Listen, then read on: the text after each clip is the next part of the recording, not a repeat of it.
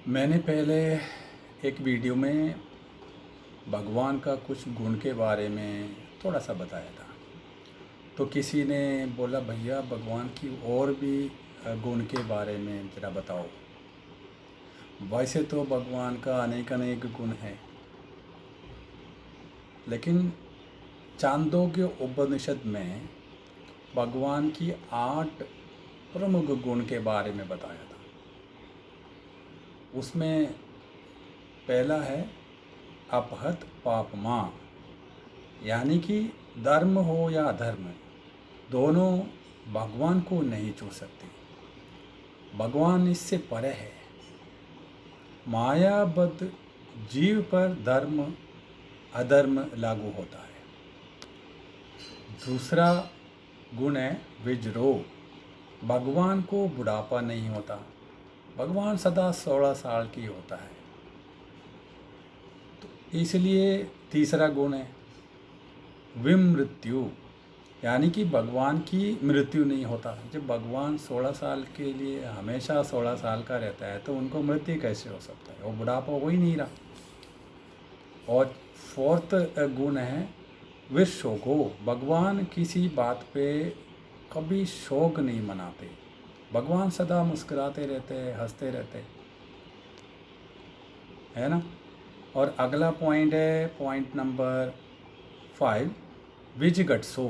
भगवान को भूख नहीं लगती। ये तो हम लोग जब भगवान लीला करते हैं तो कुछ खाते पीते हैं।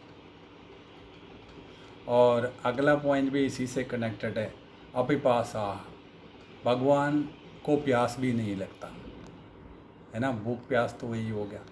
और अगला पॉइंट है नंबर 7 सत्य कामा। भगवान सत्य काम है। जो कामना की वो पूरी हो गई। और नेक्स्ट है सत्य संकल्पो। भगवान सत्य संकल्प है, यानी कि जो संकल्प करेगा वो पूरा हो जाएगा। लेकिन कभी भी भगवान ये संकल्प नहीं करेंगे कि जीव भगवान में विलीन हो जाए। ये सृष्टि में जो भी कुछ हम देख रहा है, ये सृष्टि का प्रादुर्भाव भी भगवान की संकल्प मात्र से हुआ है। तो जब भगवान ऐसे संकल्प करेंगे ही नहीं कि कोई भी जीव भगवान में विलीन हो जाए, तो ये तो जीव को स्वयं भगवान की भक्ति करके मन को भगवान में लगा के साधना करके स्वयं को सरेंडर करके जब भगवान का कृपा होगी, माया हटेगी, तब जीव भगवान में विलीन हो सकता है, अन्यथा नहीं। 3 चीज़ नित्य है।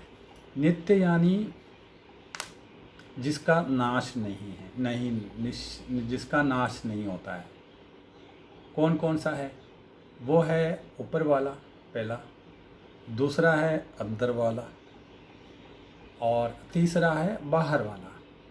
यानी कि ऊपर वाला यानी परमात्मा, और अंदर वाला यानी जीवात्मा, और बाहर वाला यानी माया। इन सब के बीच में एक और चीज़ होता है, और वो है मन। ये मन ही सभी बंधन और मोक्ष का भी यही कारण है। मन को माया का पुत्र भी कहता है। मन को कोई नहीं जीत सकता। मज़े की बात है, जहाँ अंदर वाला रहता है यानी कि जीवात्मा रहता है, वहीं भगवान भी रहता है परमात्मा, और वहीं माया भी रहता है। लेकिन इतनी सब कुछ अनेक अनेक जन्मों से, यानी कि जब से सृष्टि का उद्भव हुआ है तब से भगवान को पता है, साथ साथ है, आत्मा को भी पता है, साथ साथ है। लेकिन माया बीच में होने की वजह से और जीव को परमात्मा में विलीन होने में प्रॉब्लम्स रहता है। अगर भगवान चाहे तो जीव को संकल्प मात्र से भगवान में मिलवा सकता है, लेकिन भगवान ऐसे नहीं करेंगे, ना ही कोई संत करेंगे ऐसे। इसको हमें स्वयं यानी कि हर जीव को अपने मन को भगवान में लगा के